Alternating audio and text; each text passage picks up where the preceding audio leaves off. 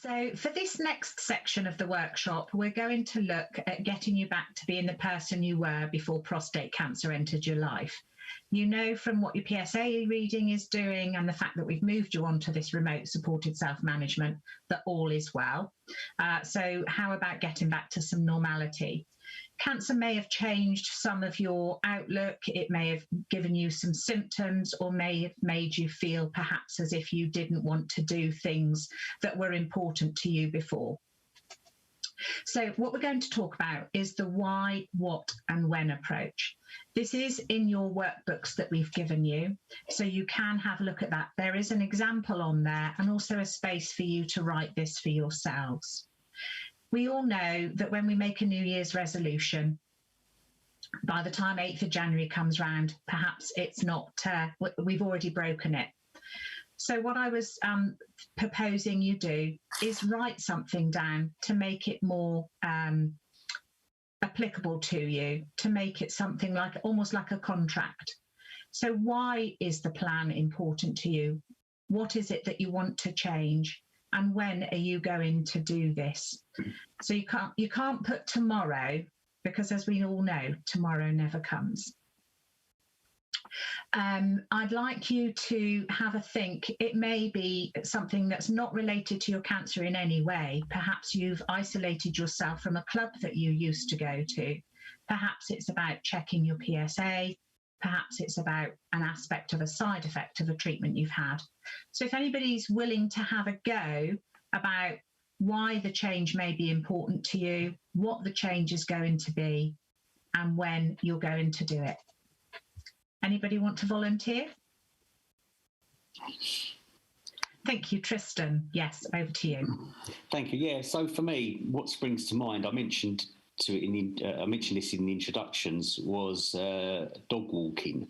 So obviously we all know how important exercise is and to keep yourself active and as fit as you can be. So what would be a good idea for me, as an example, would be as soon as I get in from work, before I sit down, start relaxing, putting my feet up, get my walking shoes on and say, right, I'm going to take the dog out now. So it's done and dusted, leave the tea, leave the sitting down on the sofa, get the dog out for 20 minutes, half an hour, brisk walk, particularly once the nights start drawing in. It'd be an opportunity to get out there, make it a regular thing, get into that routine. The dog gets exercise, I get exercise, the wife and I can go together, and so everyone benefits. So that will be a good option for me. Excellent. Thank you. Thank you for sharing that. Did anyone else have any ideas? Oh, lovely. Okay. John, I think you just beat Mike. Mike will come to you in just a moment. Yes, right. Thank you. As I said earlier on in my introduction, that I like a bit of fishing, and I did that to get out and about, and also like Christian, I like to get out and do a bit of walking and combine that with the grandchildren and the family. So you can get out and social distance in these times and just have a walk and chat and see other people, and they've been there for me, and especially my wife, she's been there, been great. So yes, I think to get out and about and walk does take your mind off of things. When the weather's bad, then I'll end up in the sheds pottering around and doing a bit of gardening or a bit of craft work. I'm a carpenter by background, so I like to potter around and do a few things, so that keeps me active. Yeah, thanks. Excellent. Thank you. Thank you, John. And Mike, did you have something?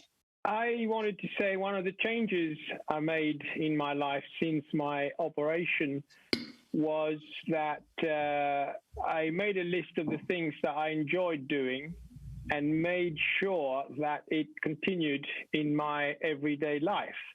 For example, just before this meeting started, I texted a walking friend of mine and I said we should finish around 12 today, and let's go for our 15,000 step walk that we normally do at the beginning of the week. So I've got a date this afternoon for walking. So I have introduced a discipline of the things that I like to do in my life. That's the change I made.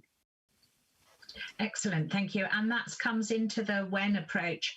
I think having a contract with somebody makes you more willing to do it, verbalizing it, writing it down, or arranging to do that change with somebody makes it more likely that it will happen. So thank you for those.